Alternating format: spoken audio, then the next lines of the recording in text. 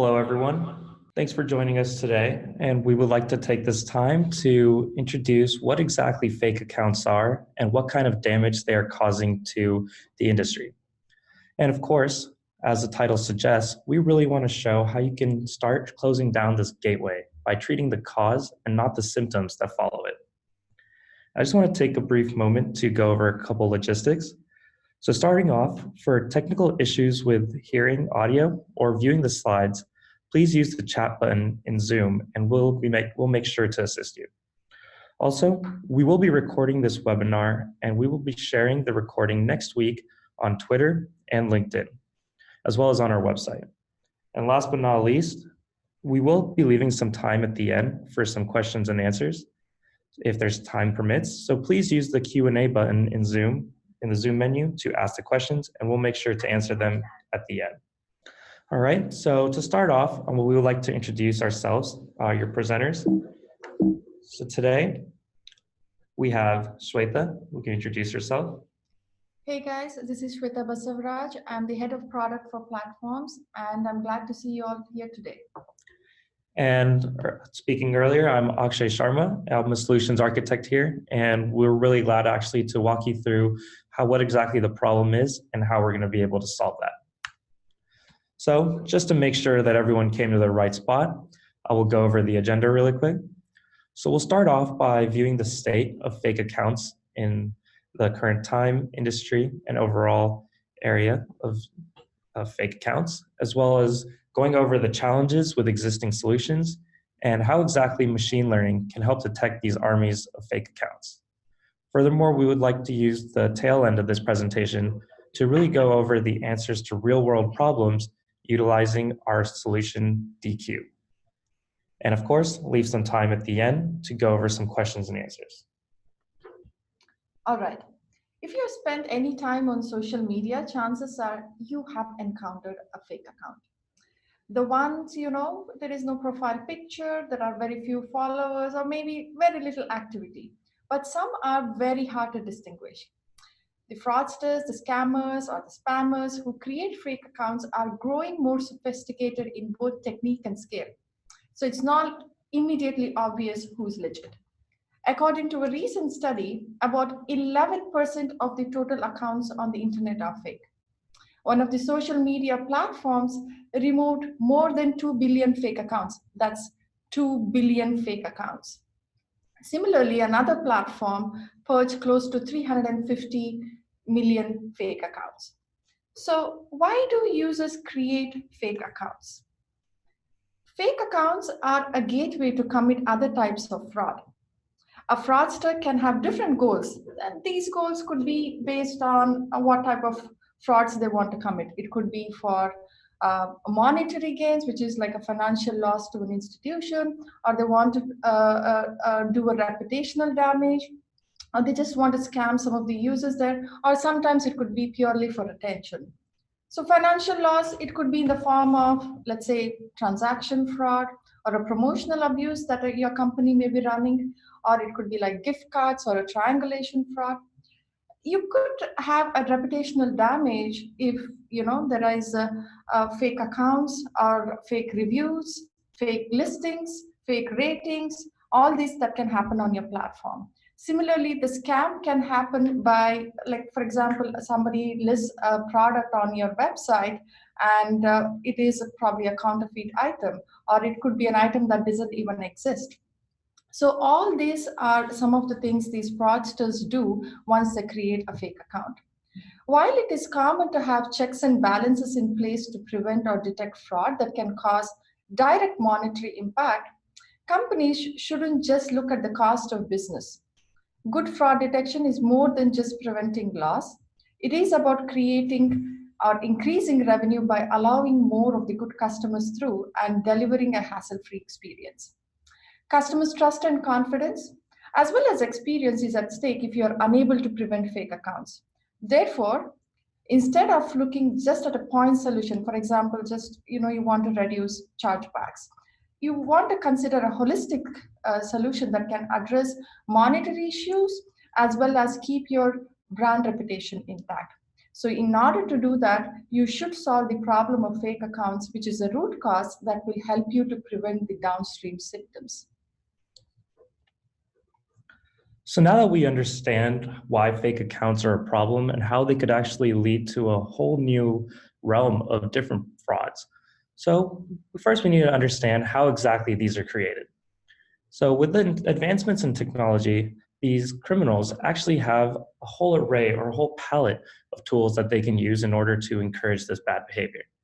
So really gone are those days when we could have a person create a single fake account, try to do as much damage, and then have a fallout plan.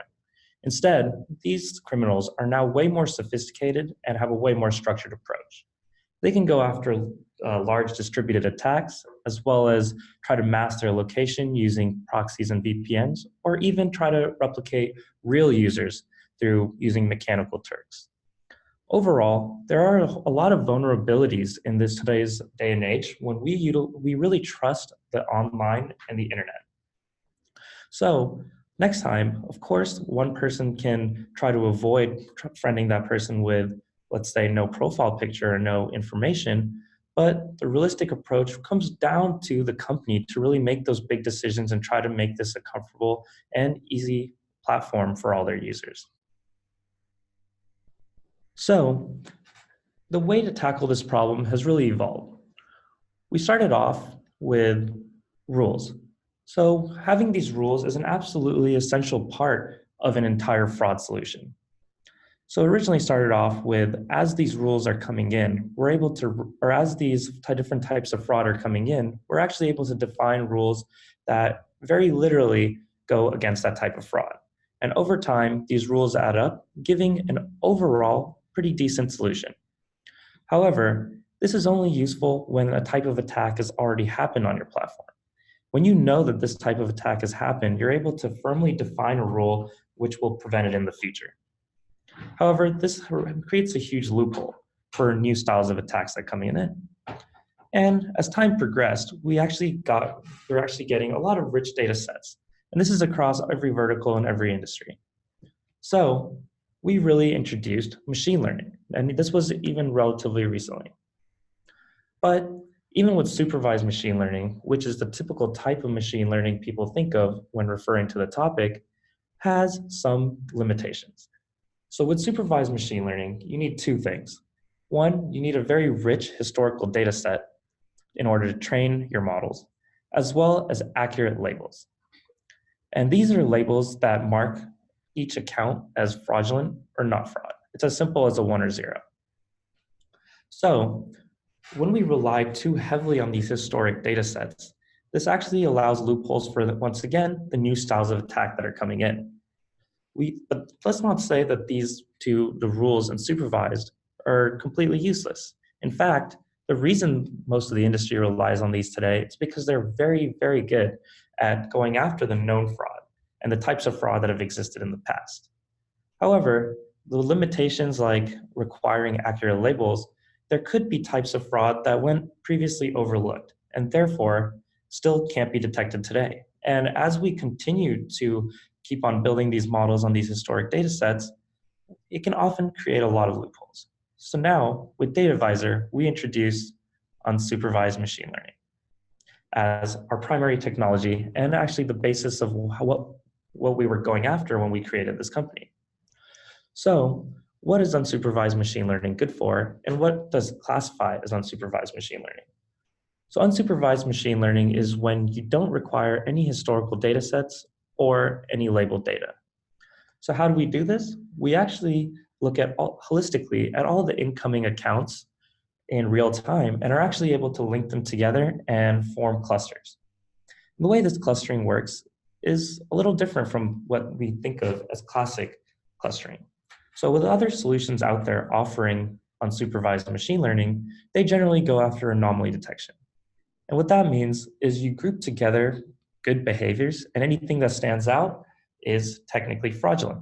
However, just because something is different doesn't necessarily mean that it's fraudulent, and this can create a lot of false positives in the system.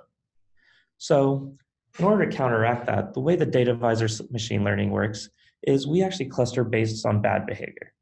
And if you take a group of let's say 1,000 truly random users or different accounts at registration and cluster them based on bad behavior, realistically, you shouldn't have so many that cluster on the same bad behaviors.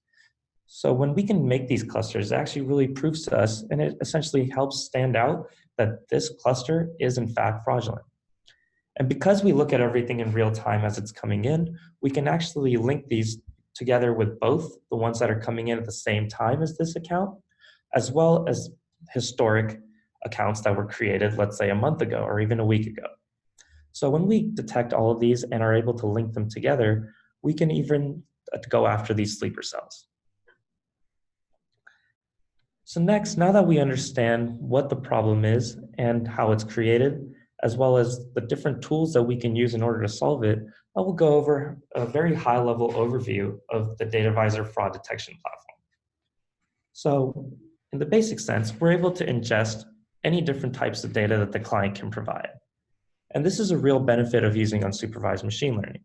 Since we are forming these connections across different data points and different features, we actually have no reason to require an absolutely mandatory fields of data.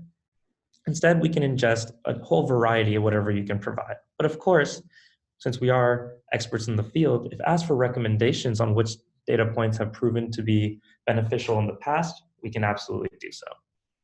So once we get past the data ingestion phase, this is where the real core of our solution starts to take power. Of course, as mentioned, unsupervised machine learning is the real driving force that we use to go after this unknown fraud and are using our trend analysis and linkage pattern. So this is great for the unknown fraud. However, we still utilize supervised machine learning and manual rules in order to go after the known fraud.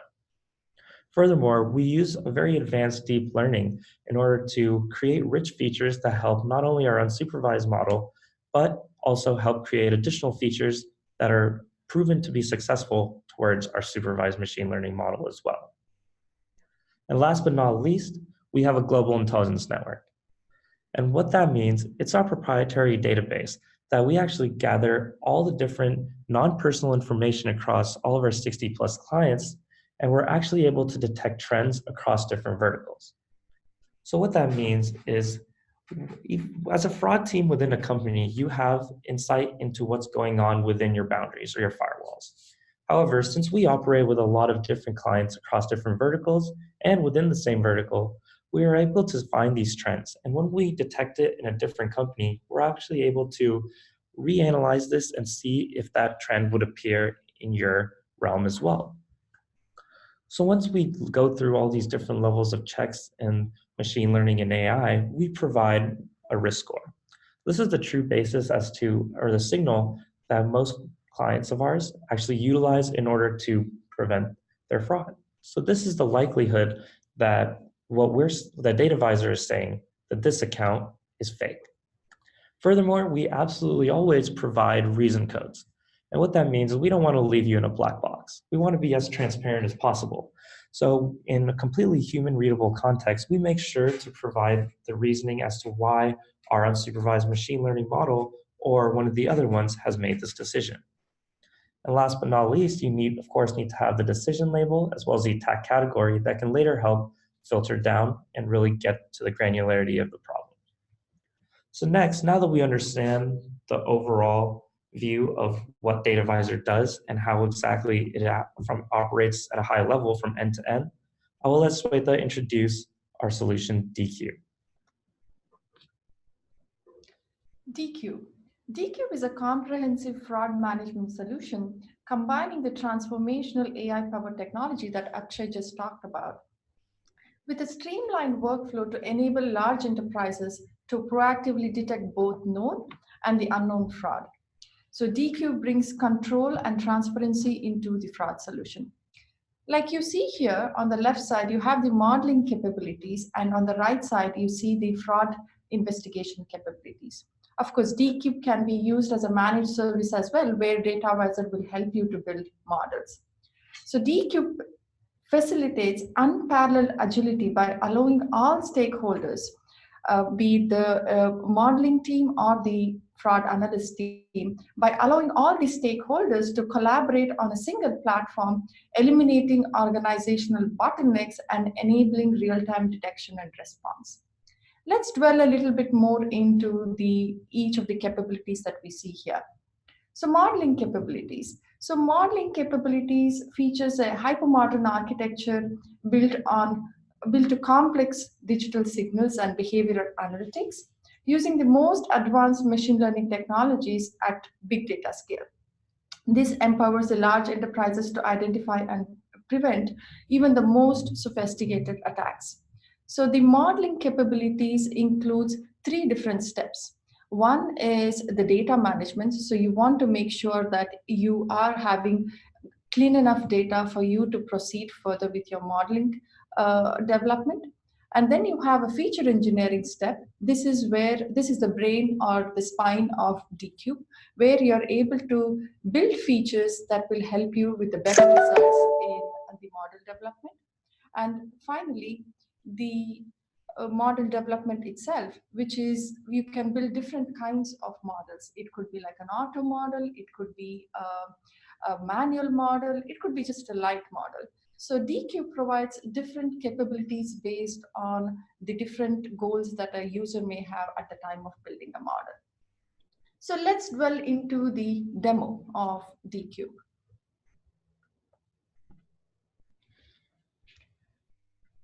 So in dCube, like we said, there are three different steps.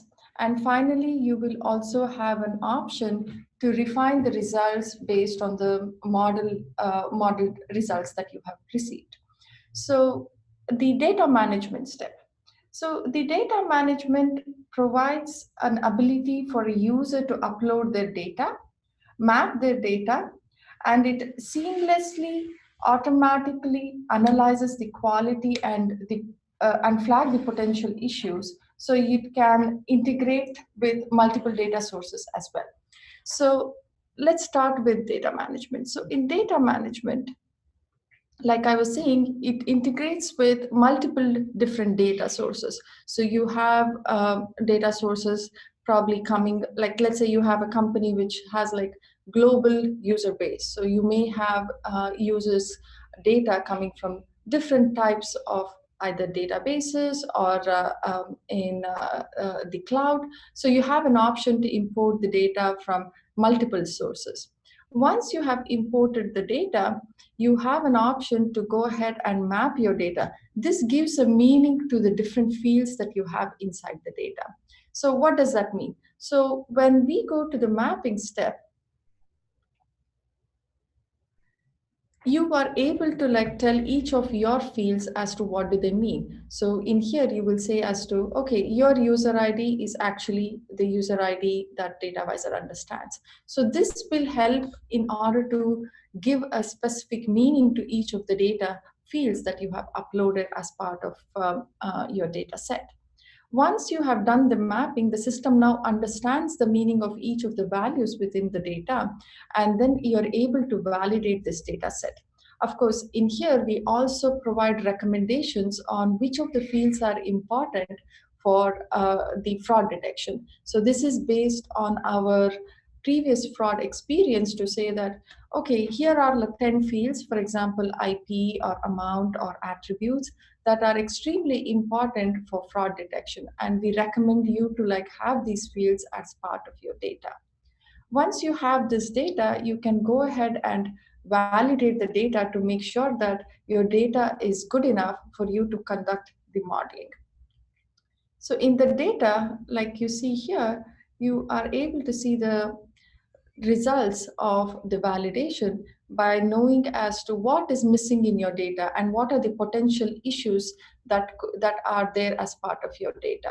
So some of the recommended fields in this specific data set were missing. So for example, 8% of the events did not have a specific user agent field. So the data management already gives you that information upfront. So you have a data that is both from a format as well as from a quality standpoint, great for you to go ahead with the next step. So let's understand the next step, which is the feature engineering. So once you have the data, good, you can then proceed to the feature engineering. So let's proceed to feature engineering here. So what is feature engineering? So feature engineering is the step which will help you to tell the model or tell the algorithm as to what are the things that could have some patterns. So in here, of course, DataVisor, because it has many years of fraud domain expertise, it offers fully packaged set of features specifically designed and optimized for fraud and risk analytic purposes. So that means that it is possible to create a model of any kind for any fraud scenario. So in here, you will see features which are like auto-derived, which means like, for example, IP is one of the fields that you got. You are able to get a lot of auto-derived features from DataVisor because you know the meaning of IP right at the time of data mapping. Similarly, the user, if wants to create their own features, can go ahead and create their own specific features. Some of the other out-of-the-box features that DataVisor provides are the GIN features and the deep learning features. So like Akshay was mentioning, the global intelligence network is the data that we have received from multiple clients, and it's the non-PII data that we have been able to like mine it and be able to tell that which of these fields or which of the values within the data that you provide may be fraudulent. So these are highly useful features at the time of model building.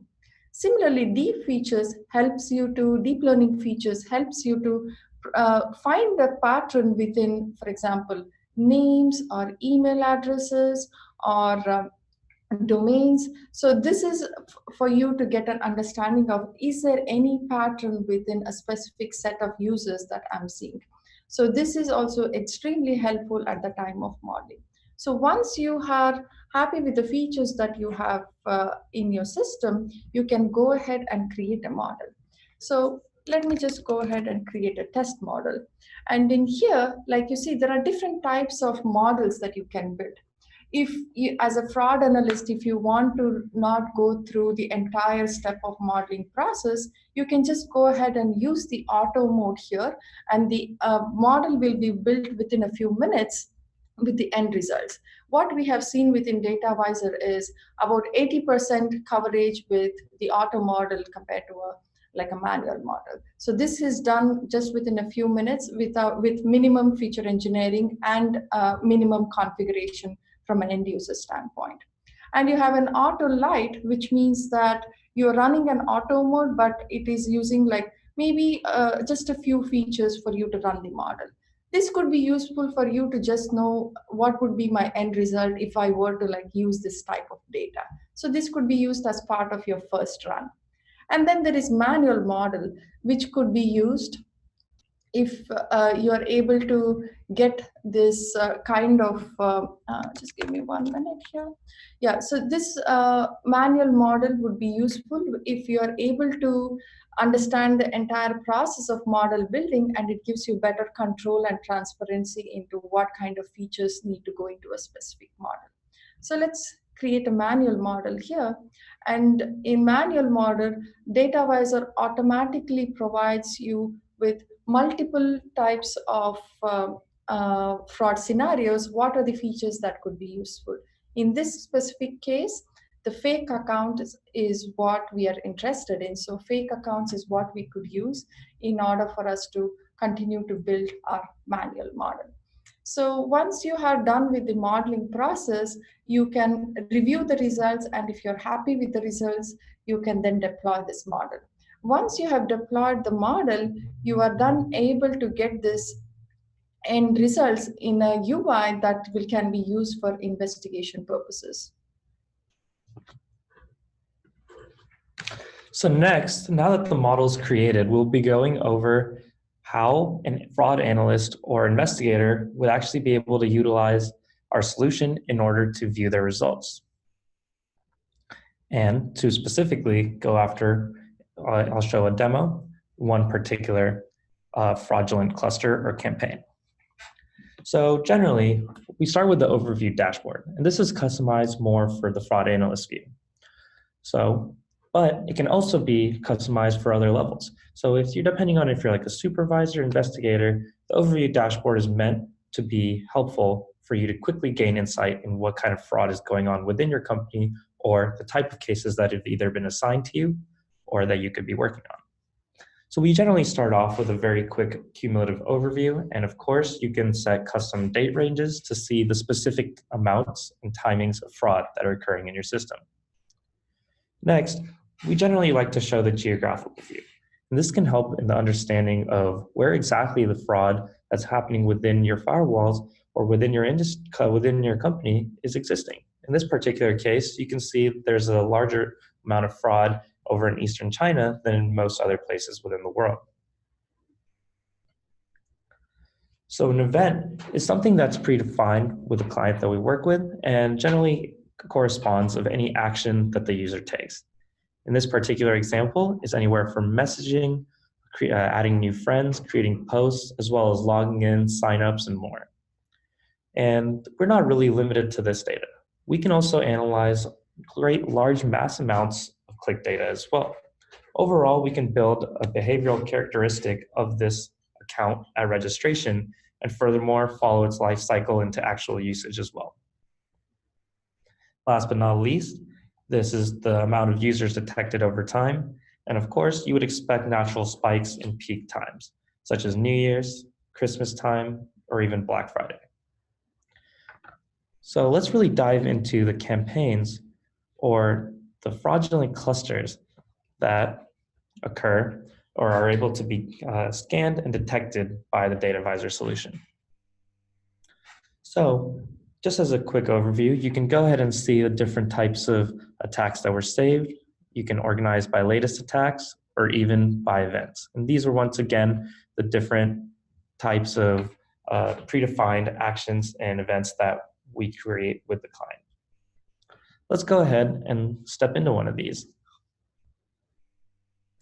So to go after fake accounts, we really need to gain an understanding of what the correlations were amongst the different accounts, as well as understanding the total amount of users and the overall score. So as you can see over here, Data Visor actually provided a score of 1. And on a scale of 0 to 1, a 1 pretty much guarantees that this is a fraudulent cluster. And as we can see over here, there's 649 different fake accounts that have been grouped together in this case. So we can see the different correlations over here and how they relate to the rest of the cluster, as well as go into different types of patterns and views, which allow us to gain further insight. As you can see, this doesn't look like a simple type of clustering. We were actually able to define smaller groupings and see that those were more tightly knit together. And as you can see over here, the blue dots represent the actual fake accounts, and the lines in between them represent what links them together. So in this little view that I like to call a glimpse view, because it doesn't show the entire data set, or rather a small sample portion of it. So we're actually able to see over here through the different highlighting. So the purple is actually where they have the highest amount of relations with the ones around it. So you can see a lot of these were using iOS, the exact same version. You see the groupings in the gender, the different detection category, as well as the repetition of a lot of these IPs. So even though these bounce around in a single account, they tried to mask their IPs, we were actually able to uncover this sort of onioning effect and triangulate it back down to their actual true location and IP. Together, we're actually able to really gain large amounts of insight within how these are clustered and how exactly they relate to their surrounding accounts. Next, I would like to show this events that happen over time. So these are the same events that were in the overview dashboard. So the way we view it, some of these events are classified as incubating events, such as logging in, post or reporting, signing up, locking the account, things along those lines, mostly like metadata changes. Then we have attacking events. These are actually damaging events, whether, as Swetha mentioned, it could be reputational or monetary as well. So this could be something along the lines of messaging or posting. So before we jump into geo and distribution, while we're on the topic of events, This really shows what the different events are incubating and which ones are attacking. So over like a small period of time, we're actually able to see that there were a lot of events that were incubating as sleeper cells. And that's why, since they hadn't done any attack immediately, these were going seemingly undetected. However, as right before there's a spike in further incubating events, the data visor solution was actually able to detect and correlate all these fake accounts into one large grouping where this green line is shown. So this really shows that like as time would have went on, if the data visor solution hadn't been there, these sleeper cells could have actually caused a decent amount of damage. So because these fraudsters don't always know that these accounts are being detected and stopped, they continue this attack pattern.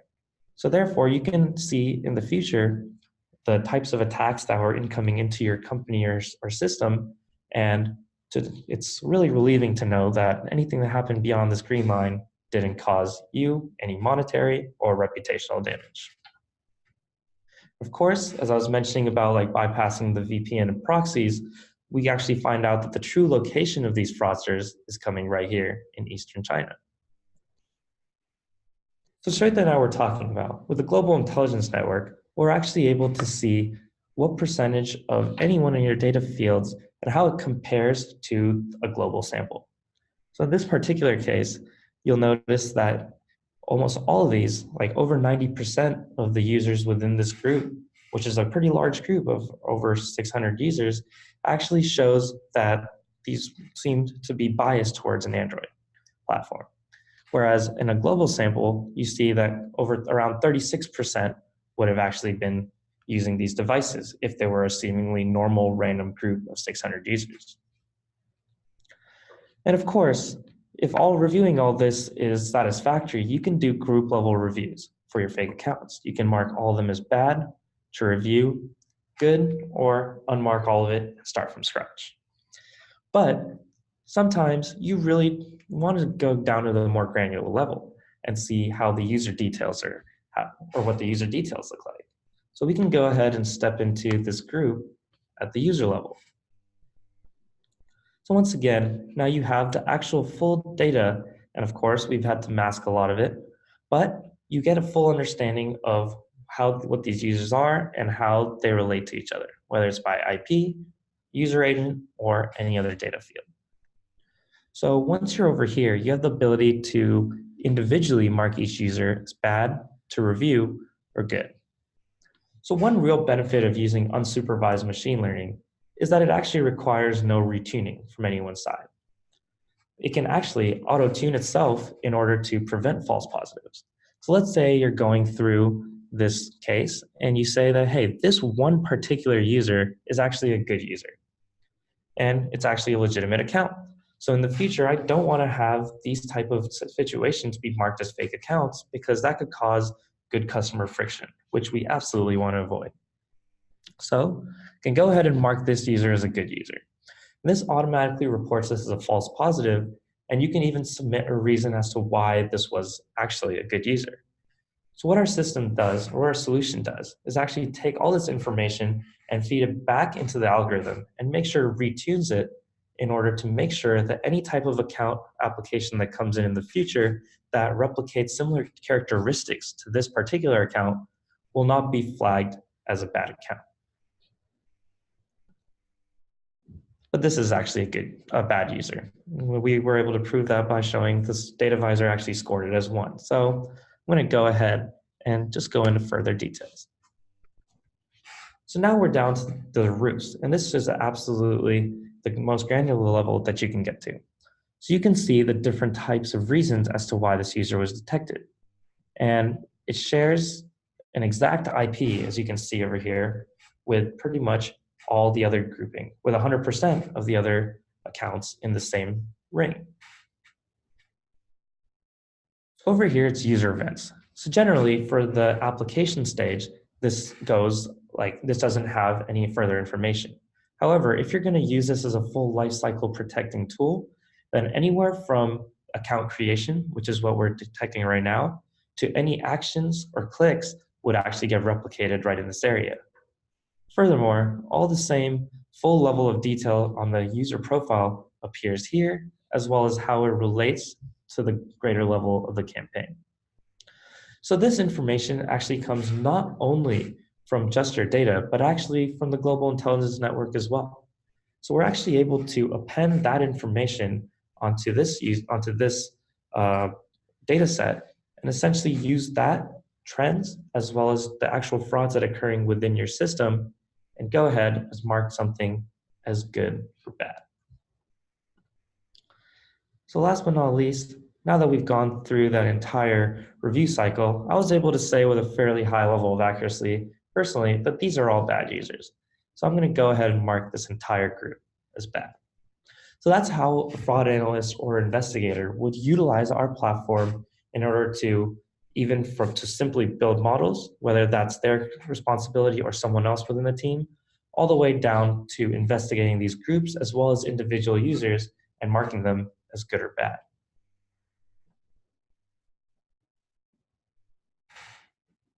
So now that we've got an understanding of how to utilize dCube as a full fraud solution, covering anywhere from the model building to the feature generation, all the way down to the investigation using a case management platform, we have a better understanding of how exactly the full life cycle can be controlled and, of course, stopping fake accounts from existing.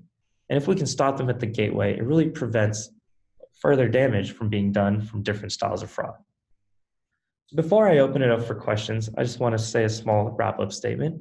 So first of all, this webinar was recorded and we'll be sharing a recording via Twitter and LinkedIn, as well as on our website next week.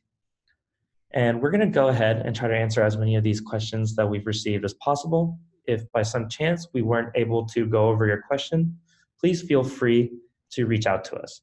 Both of our emails are listed and you can reach out to either one of us and we'll make sure to get all your answers answered. So the first question that we've received: what features do you generally find to be most effective at identifying fake accounts? Yeah, I'll take that question, Akshay.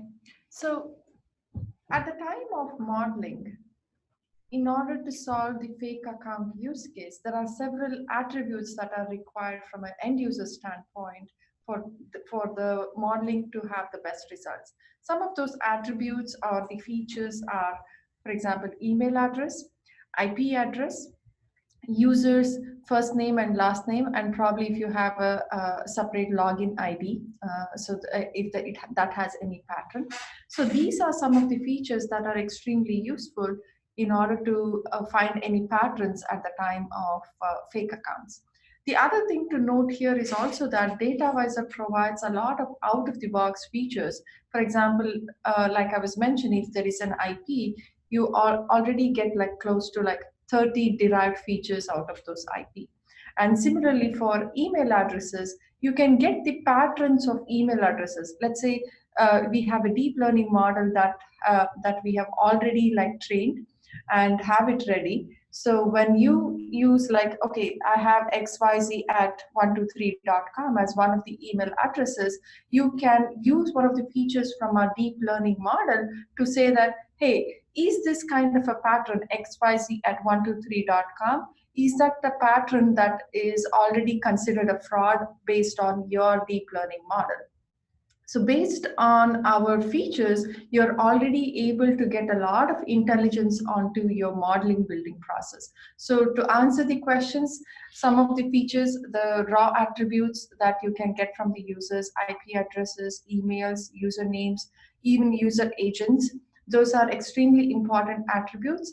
But DataVisor also enhances or enriches the attributes or the features based on our fraud domain expertise, as well as the library of features that we provide. Thank you, Shweta.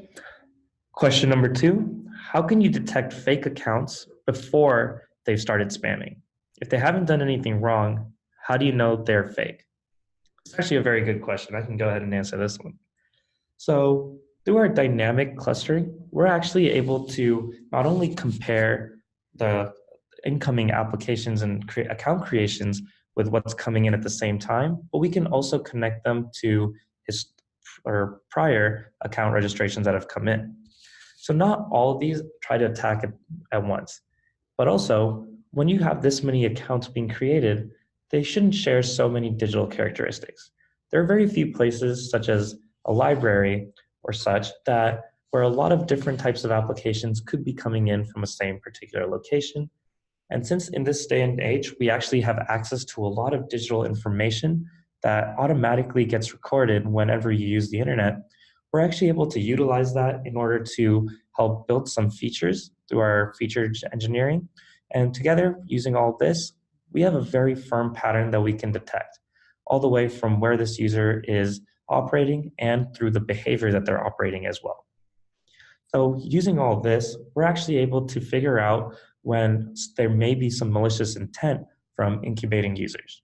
And that's actually what was shown in the demo. You can see that through all the different actions that carry out, we're able to detect these incubating areas and essentially group them together and find out when they have this malicious intent. All right, question number 3. Can dCube address other use cases besides fake accounts? Sure. Let me take that actually.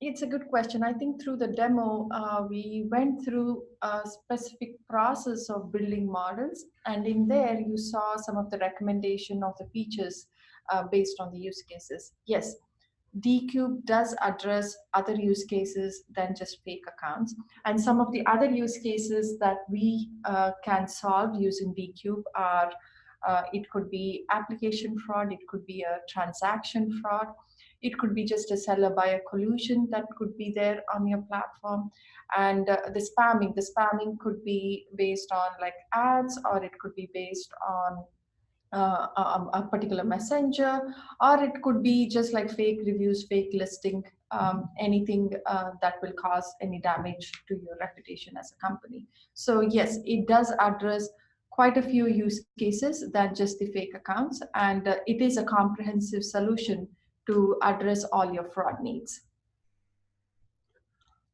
All right, next question. As DataVisor uses abnormality detection method, should we be concerned about false negatives? Let me take that question. I think there is a bit of a confusion here with respect to abnormality detection method. So we as DataVisor use unsupervised machine learning.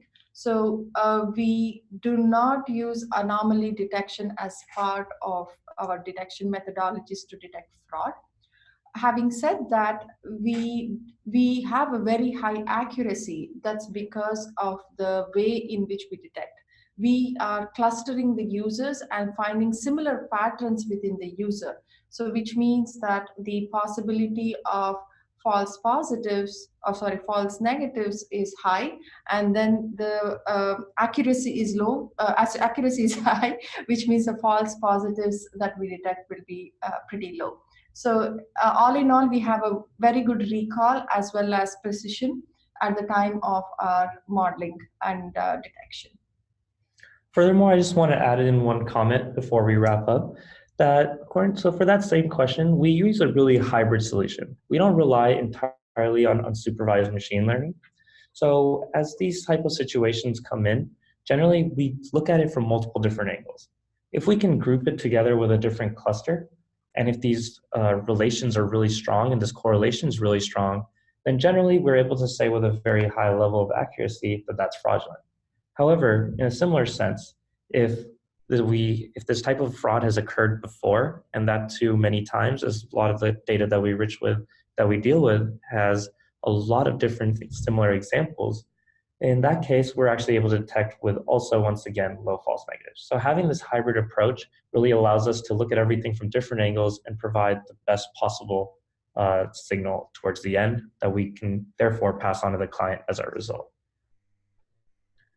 So I'll give around 10 seconds or 15 seconds. If you guys have any more questions, please feel free to ask.